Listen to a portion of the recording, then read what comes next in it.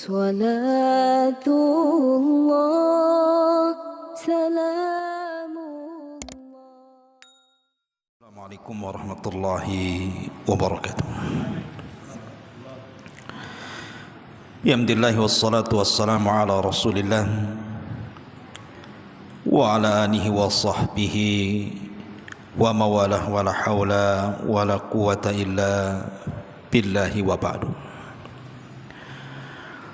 Alhamdulillah, segala puja dan puji hanya milik Allah subhanahu wa ta'ala. Salawat dan juga salam kita hadiahkan kepada Rasul kita Nabi besar Muhammad sallallahu alaihi wa ala alihi wasallam. Ma'asyiral muslimin wal muslimat rahimani wa rahimakumullah. Biasa kita mengkaji sirah di malam ini, tapi malam ini kita akan membahas satu pembahasan yang tentunya juga penting dipahami. Kita beri tema agar sedekah menjadi berkah dan bisa menyembuhkan penyakit. Ma'asyiral muslimin yang dimuliakan Allah Azza wa Jal, kita sering mendengar kalimat bahwa kalau ingin sembuh penyakit itu perbanyak sedekah. Ucapan ini tidak salah, karena memang ada riwayat yang mengatakan seperti itu, di mana Nabi SAW mengatakan, dawau maradakum bis sadaqah, obati orang yang sakit di antara kalian dengan cara bersedekah.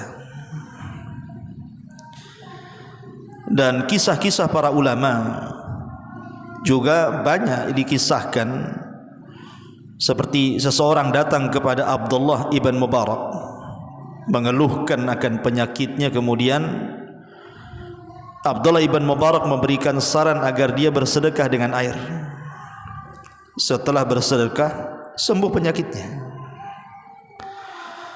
Atau kisah Imam Hakim, pengarang kitab Mustadrak, dia datang kepada Imam As-Sabuni rahimahullahu ta'ala. Kemudian Imam As-Sabuni menyarankan agar Imam Hakim ini bersedekah dengan air. Maka dia mencari tempat yang gersang, tidak ada air, kemudian dia menggali sumur dan airnya disedekahkan kepada siapa yang berhajat padanya. Maka tidak butuh waktu lama sembuh penyakitnya. Artinya bahwa secara tajribah, pengalaman ataupun praktek yang ada di masyarakat, baik salaf ataupun khalaf, memang sedekah itu bisa menyembuhkan penyakit. Tetapi yang harus dipahami bahwa ada beberapa perkara yang perkara ini harus ada pada setiap orang yang berniat sedekah untuk menyembuhkan penyakitnya. Sebab kalau tidak dilakukan beberapa perkara ini, 6 atau 7 perkara ini, maka percuma sedekahnya. Maksudnya bukan percuma, tapi tidak ada pengaruh kepada penyakit yang Anda sedang obati dengan sedekah itu.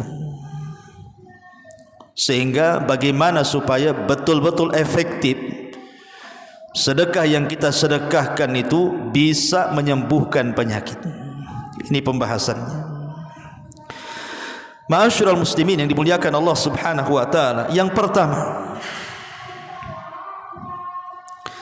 ketika seseorang bersedekah dan sedekahnya diniatkan untuk menyembuhkan penyakitnya, atau mungkin penyakit orang lain, penyakit anaknya, penyakit orang tuanya, atau penyakit orang-orang yang dicintainya, maka yang pertama harus diniatkan sedekah itu mencari redha Allah dulu. Ini yang pertama. Cari keridhaan Allah Subhanahu wa taala. Jangan sampai kemudian ketika kita bersedekah mutlak niatnya itu hanya untuk menyembuhkan penyakit. Ini keliru. Tetapi yang pertama diniatkan adalah carilah keridhaan Allah Subhanahu wa taala. Karena ada hadis Nabi sallallahu alaihi wasallam yang dikeluarkan Imam Tirmidzi, inna idhamal jaza ma idhamil bala. Wa inna Allah idza ahabba qauman ibtalahum. Faman radiya falahu ridha wa man sakhita falahu sukhtu, kata Rasul. Sesungguhnya besarnya balasan ditentukan dengan besarnya ujian. Karena apabila Allah Subhanahu wa taala mencintai seorang hamba atau sebuah kaum, maka Allah pasti akan menguji mereka. Barang siapa yang redha dengan ujian itu, maka dia akan mendapatkan keridhaan Allah. Tapi barang siapa yang murka, maka dia pun akan mendapatkan kemurkaan Allah. Jadi kalau seandainya seseorang bersedekah tetapi yang sakitnya murka, percuma sedekahnya, karena tidak dapat ridha Allah masalahnya. Umpamanya ada orang sakit, kemudian dia mengharap dengan sedekahnya sakit, tapi dia tidak ikhlas dengan penyakitnya tuh. Bahkan mungkin lisannya menunjukkan tasakhut, tidak terima dengan takdir dan qada Allah Subhanahu wa taala. Lalu untuk apa sedekahnya? Karena Allah tidak redha kepada dia. Makanya yang pertama kali kalau ingin menyembuhkan penyakit dengan cara bersedekah, carilah keridhaan Allah Subhanahu wa taala. Ini poin pertama. Ma'asyiral muslimin yang dimuliakan Allah Subhanahu wa taala. Poin yang kedua, ketika bersedekah betul-betul sedekahnya karena Allah, alias ikhlas. Dan ikhlas itu artinya ikhrajul khalqi an muamalati rabbi, mengeluarkan seluruh makhluk ketika kita bermuamalah dengan Rabb kita. Artinya saat bersedekah itu murni sedekahnya lillah, karena Allah, bukan karena ujub, bukan karena riya, bukan karena ingin dipuji. Sebab sedekah yang seperti itu jatuh kepada syirkul asghar, masuk kesyirikan, walaupun itu syirik kecil, riya itu. Artinya kalau sudah masuk dalam kesyirikan, percuma sedekahnya, karena tidak akan diterima Allah Subhanahu wa taala, gugur amalannya. Makanya saat bersedekah dalam rangka mengobati penyakit, ini nomor dua, harus ikhlas. Betul-betul sedekahnya karena Allah Subhanahu wa taala. Karena Nabi sallallahu alaihi wasallam juga mengatakan, innallaha la yaqbalu minal a'mal illa ma kana khalisan wabtughiya bihi wajhuh. Sesungguhnya Allah tidak akan menerima amal-amal kecuali bersumber dari orang yang ikhlas dan yang dicari padanya wajah Allah Subhanahu wa taala. Ma'asyiral muslimin yang dimuliakan Allah Subhanahu wa taala. Jadi ikhlas ini penting dalam sedekah dalam rangka mengobati penyakit. Kemudian yang ketiga, baru niatkan sedekahnya dalam rangka penyembuhan. Harus ada niat bahwa sedekah saya itu untuk menyembuhkan penyakit saya, untuk menyembuhkan penyakit ibu saya, untuk menyembuhkan penyakit anak saya. Karena Umar bin Khattab radhiyallahu anhu pernah berkhutbah di atas mimbar, kemudian mengatakan, aku mendengar Nabi sallallahu alaihi wasallam bersabda, innamal a'malu binniyat. Sesungguhnya amal itu ditentukan dengan niatnya. Sama dengan orang yang meruqyah. Kalau anda meruqyah membaca Quran, dibacakan saja sama orang, tidak ada pengaruh apa-apa. Anda bukan sedang meruqyah, anda sedang baca Quran. Tetapi kalau membaca Qur'annya diniatkan untuk ruqyah, berarti Anda sedang meruqyah. Segala sesuatu itu harus didasari dengan niat. Lah sama sedekah juga, niat Anda bersedekah itu untuk apa? Oh, untuk menyembuhkan penyakit. Berarti sedekahnya akan membawa pengaruh tuh. Karena Nabi SAW mengatakan innamal a'malu binniyat. Amal itu ditentukan dengan niatnya. Ini yang ketiga.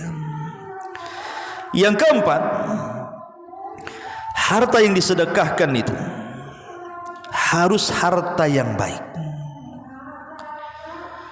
Harta yang disedekahkan itu harus harta yang baik. Kenapa demikian? Dalam hadis Muslim dari Abu Hurairah radhiyallahu an, Nabi sallallahu alaihi wasallam bersabda, "Innallaha thayyibun la yaqbalu illa thayyiban." Sesungguhnya Allah itu baik, tidak menerima kecuali yang baik-baik. Artinya kalau kemudian sedekah yang disedekahkan itu dari harta yang haram, apa Allah akan menerima? Tidak akan menerima. Karena harta haram itu tidak baik, dan Allah tidak menerima kecuali yang baik-baik. Berarti kalau kita hendak bersedekah dalam rangka menyembuhkan penyakit, berarti harta yang disedekahkan itu murni harta yang baik, yang diperoleh dengan cara halal. Dan juga barang yang disedekahkan atau makanan yang disedekahkan itu harus makanan yang baik, tidak membahayakan. Selain halal juga baik. Makanya kenapa hadis selanjutnya Rasul mengatakan innallaha amara bihil mu'minin bima amara bihil mursalin. Faqala ta'ala ya ayyuhar rusul kulu min tayyibati wa'malu salihan. Wa qala ta'ala ya ayyuhalladzina amanu kulu min tayyibati ma razaqnakum. Sesungguhnya Allah memerintahkan kaum muslimin sebagaimana Allah perintahkan para rasul. Maka Allah berfirman, wahai para rasul, makanlah dari yang baik-baik dan kerjakanlah amal saleh. Dan Allah juga berfirman, wahai orang-orang yang beriman, makanlah dari yang baik-baik yang kami rizkikan kepada kalian. Maka yang keempat, yang disedekahkan harus yang baik-baik dan halal supaya sedekahnya diterima. Ini yang keempat. Yang kelima, saat bersedekah dalam rangka niat untuk menyembuhkan penyakit itu, jangan bersedekah karena coba-coba. Cobalah, siapa tahu kalau saya sedekah penyakit saya sembuh, penyakit anak saya sembuh, penyakit ibu saya sembuh. Jangan coba-coba. Ibadah itu bukan coba-coba. Kita itu menyembah Tuhan yang yakin, maka harus disembah dengan keyakinan. Tuhan kita itu wujudnya ada, kita yakin adanya Allah yang menciptakan kita, yang mengatur kita, yang menghidupkan kita dan matikan kita. Masa kita kemudian menyembah Allah dengan cara ragu-ragu, dengan cara coba-coba? Harus yakin bahwa sedekah itu bisa menyembuhkan penyakit. Makanya Imam Ibnul Qayyim rahimahullahu ta'ala mengatakan, fa inna lis-sadaqati ta'siran ajiban fi daf'i anwa'il bala'i walau kanat min fajirin aw min zalimin bal min kafirin. Fa inna Allah yadfa'u biha anhu anwa'an minal bala' wa hadha amrun ma'lumun indan nasi khasatuhum wa ammatuhum wa ahlul ardi kulluhum mukirruna bihi li'annahum jarrabuhu. Lihat kata-kata Imam Ibnul Qayyim. Kata Imam Ibnul Qayyim rahimahullahu ta'ala, sesungguhnya dalam sedekah itu ada pengaruh yang luar biasa ajib ketika menghilangkan berbagai macam ujian. Walaupun sedekah itu datang dari orang fajir, walaupun sedekah itu datang dari orang zalim, walaupun sedekah itu datang dari orang kafir, tetap membawa pengaruh sedekah itu.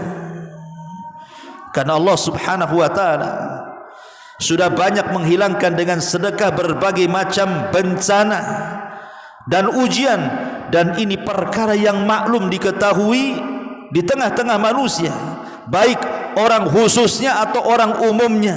Bahkan seluruh bumi pun mengakui bahwa sedekah itu pengaruhnya besar ketika mengangkat bencana. Lihat orang-orang kafir, orang-orang Yahudi, Nasrani, mereka bersedekah. Orang-orang musyrik pun mereka bersedekah, karena yakin sedekah itu membawa pengaruh.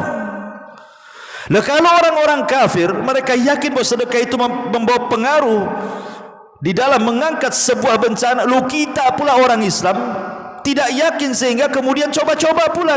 Coba dulu kita. Kalau sembuh lanjut, kalau tak sembuh tak lanjut katanya. Gimana? Ya, sedekahnya jangan main coba-coba. Ini yang keenam. Yang ketujuh, yang keenam, tiba-tiba ketika sudah bersedekah, sudah dia sumbang fakir miskin, sudah dia sumbang anak-anak yatim, sudah dia sumbang masjid-masjid, bahkan dia sumbang pesantren-pesantren, yayasan-yayasan, dan begitu seterusnya, kok nampaknya makin parah nih sakitnya nih. Orang tua malah dibawa ke UGD pula.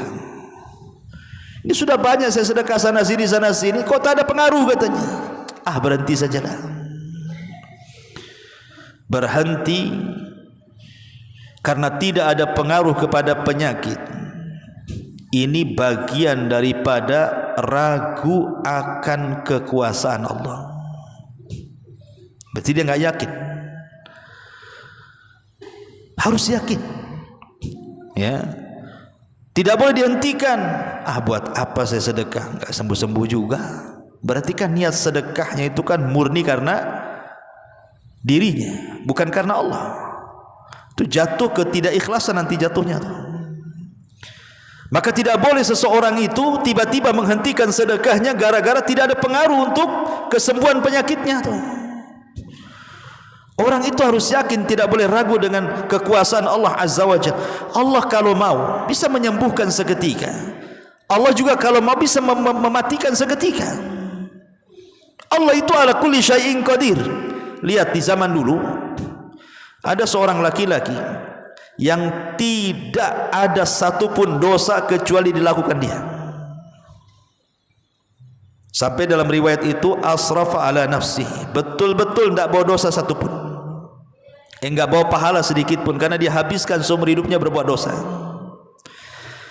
Saat menjelang ajalnya, ketakutan dia.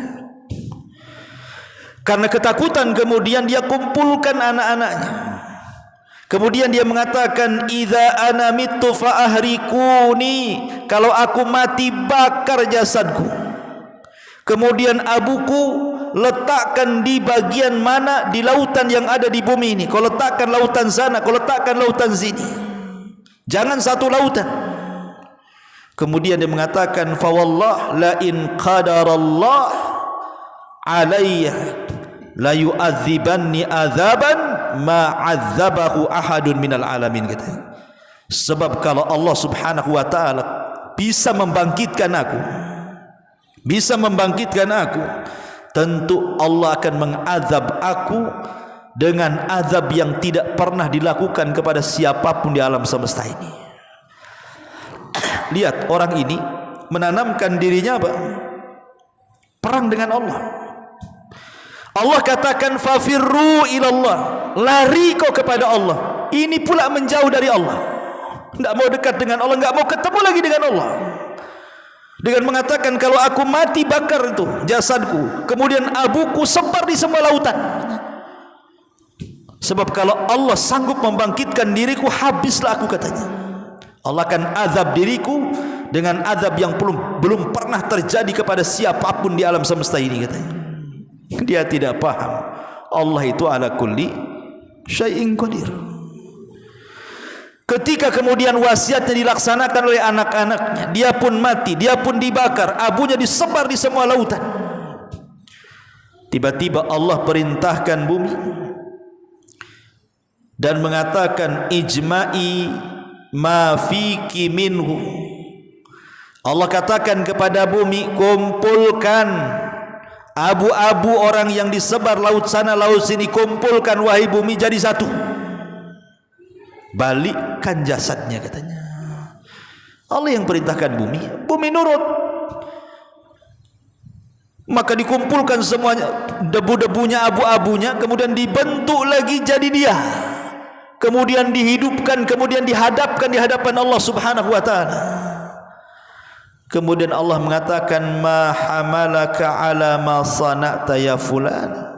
Apa yang membuat kamu melakukan ini wahai fulan? Kau kira aku tidak sanggup membangkitkan kamu? Maka dia mengatakan, qala ya Rabb khasyatuka, tidak lain dan bukan karena takutku kepadamu. Karena melihat bahwa alasannya karena takut kepada Allah Azza wa Jal, akhirnya Allah ampuni dosa-dosanya dan Allah masukkan ia ke dalam surga. Tapi lihat, innallaha ala kulli syai'in qadir. Allah itu atas segala sesuatu maha mampu. Maka jangan kemudian kita katakan, buat apa sedekah? Toh sudah saya sedekah banyak, udah ratusan juta pun saya sedekah ini, penyakit saya makin parah, penyakit anak saya makin parah, sekarang ibu saya juga meninggal umpamanya, dan begitu seterusnya. Maka jangan mengatakan seperti ini, dan jangan melakukan seperti ini. Ini yang nomor 6. Yang nomor 7, ketika bersedekah, jangan menyakiti orang yang diberi sedekah dengan mengungkit-ungkit pemberian. Di dalam Al-Quran Allah Subhanahu wa ta'ala mengatakan, ya ayyuhalladzina amanu la tubtilu sadaqatikum bil manni wal adha. Wahai orang-orang yang beriman, jangan kalian batalkan sedekah-sedekah kalian dengan bil manni wal adha, dengan menyebut-nyebut ataupun menyakiti orang yang kita sedekahi. Percuma kita sedekahnya kalau sedekahnya dalam rangka menyakiti orang, mengungkit-ungkit pemberian kepada orang, enggak ada manfaat sedekahnya dan tidak bisa menyembuhkan penyakit yang seperti ini. Karena batal semua amalannya. Kalau batal semua amalannya, buat apa sedekahnya? Maka ini penting, tidak menyakiti orang yang diberi sedekah dengan mengungkit dan menyakiti orang yang disedekahi itu. Kemudian yang ke-8, boleh jadi kalau seandainya Anda sudah bersedekah, bukan sedikit, boleh jadi sudah ratusan juta, bahkan mungkin miliaran nampaknya. Anggap saja seperti itu. Kok tidak disembuh-sembuhkan penyakitnya? Kok penyakit saya malah lebih parah lagi atau makin parah?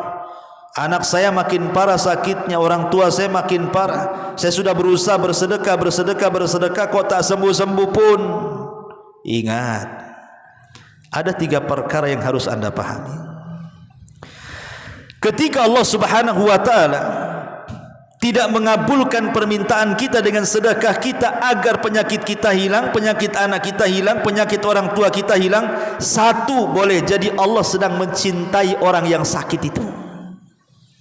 Boleh jadi Allah sayang dengan orang yang sakit itu, sehingga sengaja tidak disembuh-sembuhkan sama Allah. 2, boleh jadi mungkin yang sakit itu banyak dosa. Mungkin dia banyak dosa, diperpanjanglah sakitnya supaya dosa-dosanya digugurkan,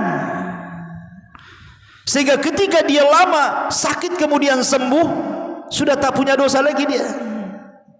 Atau Allah sedang mengangkat derajatnya dan mempersiapkan tempatnya yang baik di sorga sana. Kita tidak tahu.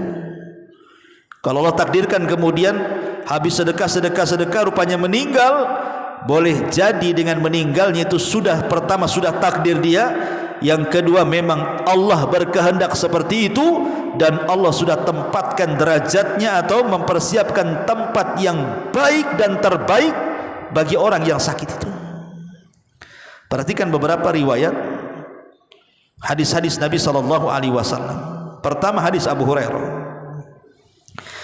Nabi sallallahu alaihi wasallam mengatakan, "Ma yazalul bala bil mu'mini wal mu'minati fi nafsihi wa waladihi wa malihi hatta yalqallah wa ma alaihi khati'ah." Akan senantiasa al-bala, ujian itu, dengan seorang mukmin ataupun kepada mukmin perempuan dan laki-laki. Baik ujian itu mengenai dirinya, diuji kesehatannya, atau mungkin ujian itu kepada anaknya, dibuat sakit anaknya, ataupun wamali kepada hartanya, dibangkrutkan usahanya. Akan senantiasa manusia itu diberikan 3 ujian itu, mungkin kepada diri kita, kepada anak kita, kepada usaha kita, sampai betul-betul dia berjumpa dengan Allah dan dia tidak memiliki sedikit pun kesalahan di hadapan Allah. Makanya kata ulama salaf mengatakan, laula masaibud dunya lawaridnal qiyamata mafalis, katanya. Kalau bukan karena musibah-musibah dunia, tentu kita akan menghadap Allah menjadi manusia-manusia bangkrut, tak punya pahala. Kalau bukan karena musibah, tentu kita akan menghadap Allah itu menjadi orang bangkrut. Artinya dengan sabarnya kita ketika sakit, dengan mengharapnya pahala saat sakit atau menerima musibah-musibah yang lain, dengan sebab itulah Allah gugurkan dosa kita. Karena ada sorga-sorga itu yang tidak bisa diraih dengan puasa, tidak bisa diraih dengan sholat, tidak bisa diraih dengan baca Quran, hanya bisa diraih dengan sabar. Dan tidak mungkin orang sabar kecuali ada musibah. Kalau tidak ada musibah, sabar dari apa? Harus musibah dulu baru ada sabar. Dan Allah katakan dalam Al-Quran, innama yuwaffis sabiruna ajrahum bighairi hisab. Allah akan berikan balasan bagi orang-orang yang sabar itu tanpa batas. Ini hadis pertama. Hadis yang kedua, Nabi SAW mengatakan ketika menceritakan tentang umniyatu ahlil afiyah, cita-cita, angan-angan orang-orang yang sehat ketika di dunia, tetapi mereka di akhirat memandang orang-orang yang banyak musibah ketika di dunia. Apa cita-cita orang-orang yang sehat di dunia ketika di akhirat memandang orang-orang yang banyak ujian di dunia ketika di akhirat? Kata Nabi sallallahu alaihi wasallam, yawaddu ahlul afiyati yaumal qiyamah, yawaddu ahlul afiyati yaumal qiyamah hina yu'ti ahlal bala as-sawab law anna juludahum kanat quridat fid dunya bil maqarid, katanya. Orang-orang yang tidak pernah diberikan banyak musibah di dunia, kemudian mereka meninggal, melihat orang-orang yang banyak musibah di dunia kemudian meninggal, saat Allah memberikan balasan itu kepada orang-orang yang banyak musibah di dunia dengan balasan yang banyak di akhirat, apa kata orang-orang sehat itu? Yawaddu ahlul afiyah, mereka pun berkeinginan pada hari kiamat saat melihat orang-orang yang banyak musibah diberikan pahala yang banyak, kalau seandainya kulit-kulit mereka dikelupaskan dari daging-daging mereka dengan gunting, katanya. Tapi tidak mungkin, mereka sudah di akhirat semuanya, tidak mungkin balik ke dunia. Tapi lihat kecemburuan orang-orang yang disehatkan badannya di dunia ketika di akhirat kepada orang-orang yang banyak musibah di dunia ketika di akhirat. Ma'asyiral muslimin yang dimuliakan Allah Subhanahu wa taala. Kemudian hadis yang ketiga, Nabi sallallahu alaihi wasallam mengatakan, innallaha idza ahabba qauman ibtalahum. Allah itu kalau cinta dengan sebuah kaum, pasti Allah akan menguji kaum tersebut. Artinya orang sakit itu kalau dia sabar mengharap pahala Allah, dan juga tidak kunjung sembuh, itu tanda Allah cinta kepada dia. Ya. Dan Nabi juga mengatakan, idza maridul abdu aw safar kutiba lahu mithlu ma kana ya'malu muqiman sahihan. Apabila seorang hamba sakit atau safar, maka aktivitas ketika sehat, baik baca Qur'annya, baik solat malamnya, baik puasanya, tiba-tiba dia sakit tidak bisa mengerjakan itu lagi, tetap dicatat seperti kebiasaan sehatnya. Kan enak tuh ya. Jadi waktu kita sehat kita bisa solat malam, ketika kita sehat kita bisa puasa, ketika kita sehat kita bisa baca Quran, kita bisa zikir, kita bisa silaturahim, berkumpul kawan-kawan, dan begitu seterusnya, hadir di majelis taklim. Ketika sakit semua tidak bisa dikerjakan. Tetapi kalau memang kebiasaan sebelum sakitnya dia beramal saleh, maka ketika sakit walaupun dia tidak bisa mengerjakan, tetap dapat pahala dari kebiasaan-kebiasaan yang dia lakukan tuh, walaupun dia tidak melakukannya. Kan enak tuh orang sakit itu ya. Kalau di situnya enak gitu ya, kalau sakitnya tak enak lah gitu. Artinya dari segi pahalanya kan enak, nggak melakukan sesuatu, nggak sholat malam, tetap dapat pahala sholat malam, karena kebiasaan ketika sehatnya sholat malam. Ketika dia sakit dapat pahala puasa, padahal dia tidak puasa, karena kebiasaan ketika sehatnya dia suka puasa. Luar biasa ya. Ma'asyiral muslimin yang dimuliakan Allah Subhanahu wa taala. Makanya Sufyan Ats-Tsauri rahimahullahu taala mengatakan apa? Laisa bifaqihin man lam yu'addul bala'u ni'matan warrakha'u musibatan. Bagus sekali perkataan Sufyan Ats-Tsauri ini. Kata dia bilang apa? Laisa bifaqih, bukanlah orang itu dikatakan cerdas. Tidaklah orang itu dikatakan cerdas. Berarti kan kebalikan cerdas ya bodoh berarti ya. Orang yang belum menganggap musibah itu sebuah nikmat, dan orang yang mendapatkan keluangan rizki itu sebuah musibah. Karena ada orang-orang itu yang menjadikan bala nikmat bagi dia, dan orang-orang diberikan nikmat itu musibah pula bagi dia. Contoh mamanya kisah siapa? Abu Ubaidah bin Jarrah. Dikirim uang banyak-banyak sama Umar bin Khattab, 1000 dinar. Ketika sampai di rumahnya dia mengatakan inna lillahi wa inna ilaihi rajiun. Kata istrinya, apakah Umar bin Khattab meninggal? Katanya. Kenapa kau istirja? Katanya. Kata Abu Ubaidah, enggak, Amirul Mukminin tidak meninggal. Justru aku mendapatkan musibah yang lebih besar daripada meninggalnya Amirul Mukminin. Kata istrinya, apa itu? Tengok uang banyak ini, katanya.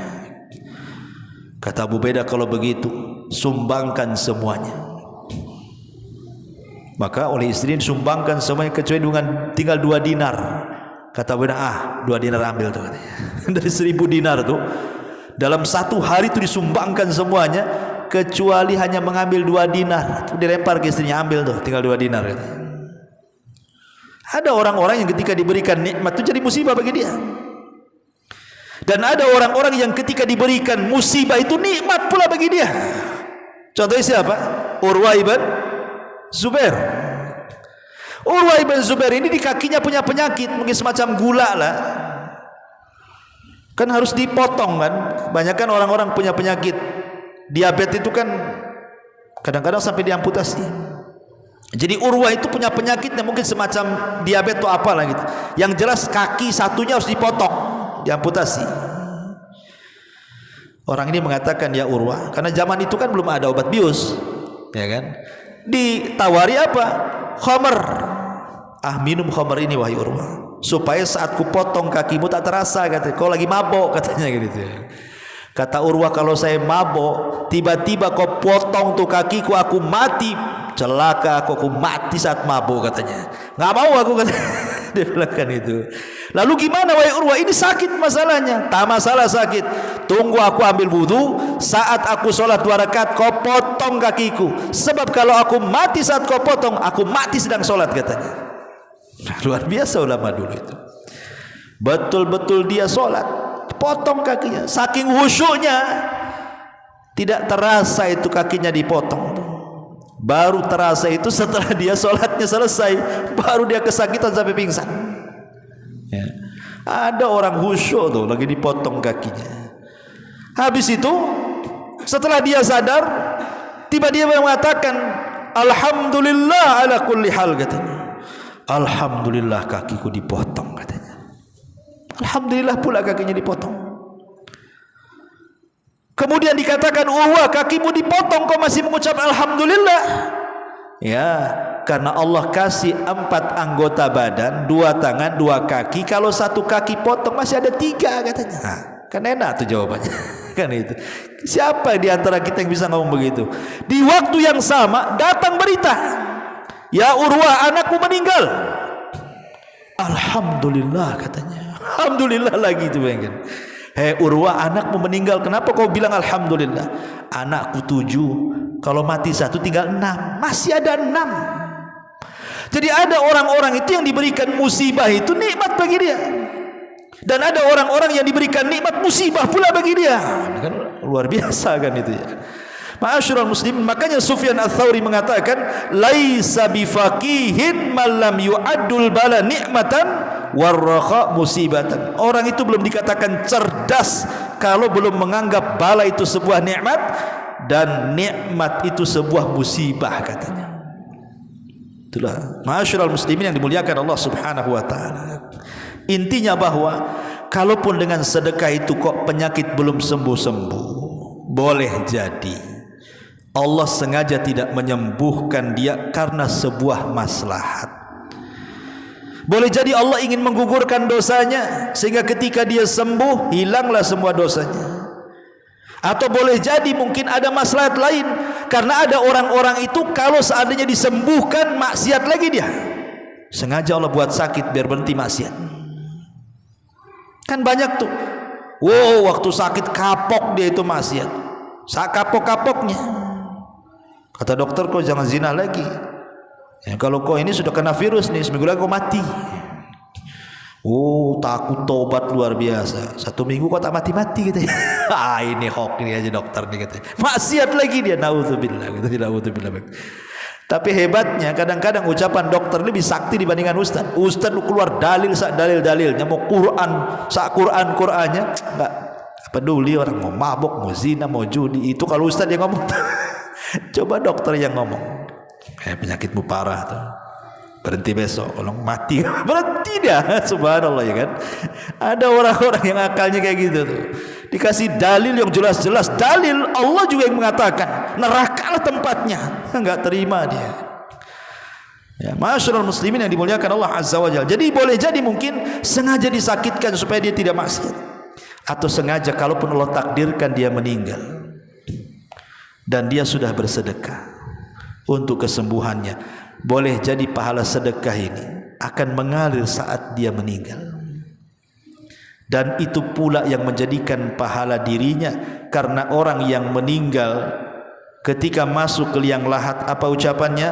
Laula akhartani ila ajalin qarib la asaddaqa wa akum minas salihin. Ya Rabb, kalau kau hidupkan aku sesaat saja ke bumi, aku akan sedekah. Dia sudah sedekah, ya. Dia sudah sedekah saat kematiannya, dia habiskan hartanya untuk sedekah, tapi Allah takdirkan dia mati. Boleh jadi itu menjadi mempermudah kehidupan dia setelah kematiannya. Jangan kemudian kita katakan, percuma, tahu nggak sembuh sampai mati, buat apalah sedekah. Bagus saya makan kan, itulah. Dia tidak paham itu. Sedekah itu pengaruhnya bukan di dunia saja, sampai ke akhirat. Bahkan sangat pengaruh saat di padang mahsyar. Sedekah itu akan jadi naungan di kepala kita. Saat matahari, semua tersengat matahari di atas kepala 1 mil, orang-orang yang suka bersedekah dia nggak kepanasan itu. Kenapa? karena sedekah akan menjadi naungan bagi dia pada hari kiamat. Sab'atun yudhilluhumullahu fi dhillihi yawma la dhilla illa dhilluh. Ada 7 kelompok akan mendapatkan naungan Allah di hari yang tidak ada naungan kecuali naungannya. Salah satunya apa?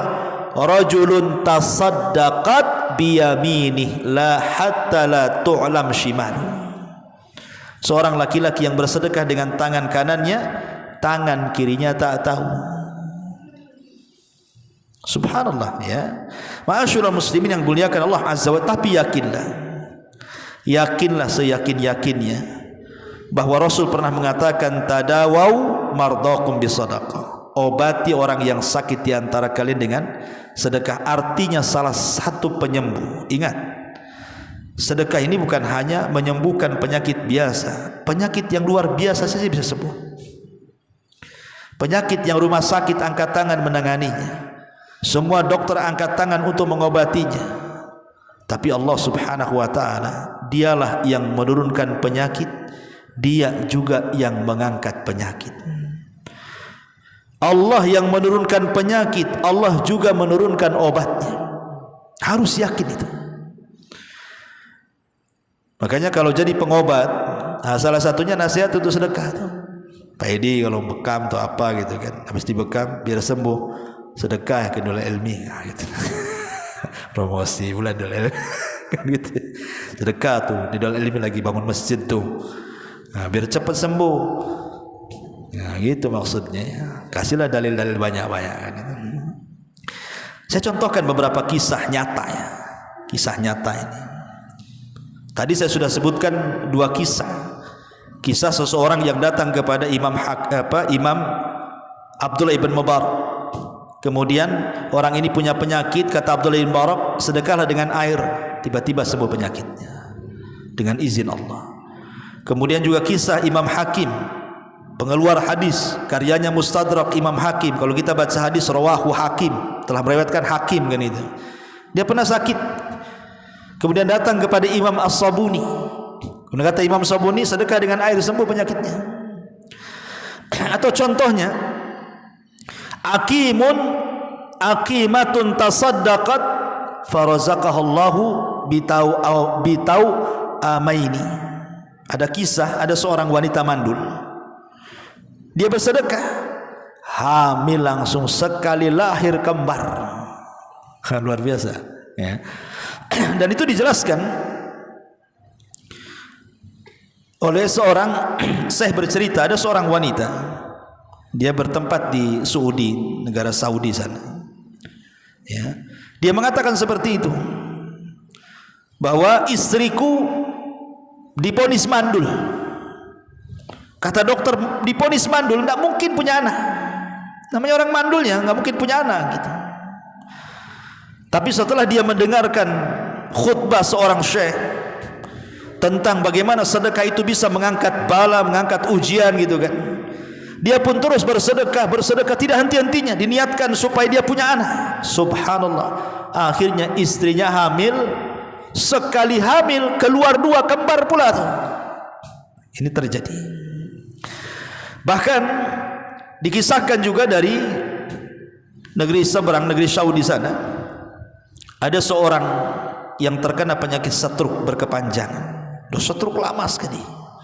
Udah ke dokter sana sini tak sembuh-sembuh, makan obat ini itu herbal sana sini tak juga sembuh. Bahkan dia mengatakan asabtu bimaradi syaratan, katanya, mundu iddati sanawat. Aku, katanya, ini bercerita orang yang sakit nih, aku terkena penyakit stroke bertahun-tahun, katanya. Kemudian watayaqantu biqurbi mauti, karena bertahun-tahun makin memarah, aku yakin pasti ini ajalku sudah dekat. Saking lamanya penyakit stroke itu, dia menganggap bahwa ajalnya sudah dekat. Wa kuntu anfaqu malan alal yatama, aku pun berusaha menginfakkan hartaku kepada anak-anak yatim. Ya tentu dengan syarat-syarat yang tadi saya jelaskan ya. Mencari redha, ikhlas, diniatkan dan begitu seterusnya yang sudah saya jelaskan. Kemudian dia mengatakan wa kullu ma anfaqtuhu alaihim Araddahullahu li mudha'afan. Tiba-tiba setiap aku infak dengan syarat-syarat yang 6 atau 7 tadi, tiba-tiba kemudian penyakitku semakin meringan sampai Allah Subhanahu wa taala kata dia, hatta syufitu tamaman bihamdillah, sampai Allah betul-betul sembuhkan secara sempurna dan aku hanya memuji kepada Allah Subhanahu wa taala. Ini terjadi, ya. Kemudian juga orang yang buta, dijelaskan ada seseorang bercerita, kana sabiyun saghirun yal'abu ma'a ukhtihi hamilan biyadihi sikina. Ada anak kecil main-main, tiba-tiba kawannya pegang pisau. Entah ceritanya gimana, namanya anak-anak kecil tidak paham kan, dipukulkanlah pisau itu ke mata kawannya, kena matanya, buta sebelah, ya. Akhirnya kemudian kata, ini yang bercerita bapaknya, kemudian aku pun segera membawa ke mustasfa. Aku khawatir, ya, aku bawa dia ke Riyadh, ke rumah sakit di Riyadh sana. Aku khawatir. Ketika kemudian para atibba, para dokter-dokter itu sudah memeriksanya dan Allah takdirkan rupanya satu dari kedua matanya tidak bisa disembuhkan, buta, ya. Akhirnya kemudian dia pun sedih, kemudian dia terus berdoa kepada Allah Subhanahu wa taala agar dikembalikan pandangan anaknya. Kemudian dia pun terus bersedekah. Subhanallah, tidak ada yang mustahil bagi Allah. Anak itu kemudian sembuh dan bisa melihat, tidak ada yang mustahil. Imam Bukhari itu kan buta waktu bayi, tidak bisa melihat, tapi ibunya berdoa tiap malam supaya pandangannya dikembalikan. Dalam mimpinya ibunya Imam Bukhari ketemu Ibrahim alaihissalam, ketemu Nabi Ibrahim. Kata Nabi Ibrahim, putramu sudah dikembalikan pandangannya oleh Allah. Pas dia bangun rupanya Imam Bukhari sudah melihat, padahal dia buta bertahun-tahun waktu kecilnya. Tapi tidak ada mustahil bagi Allah Subhanahu wa ta'ala. Wallahu a'lam. Mudah-mudahan ada manfaatnya. Subhanallah hamdika asyhadu an la ilaha illa anta astaghfiruka wa atubu ilaik. Allahu ta'ala a'lam. Assalamualaikum warahmatullahi wabarakatuh.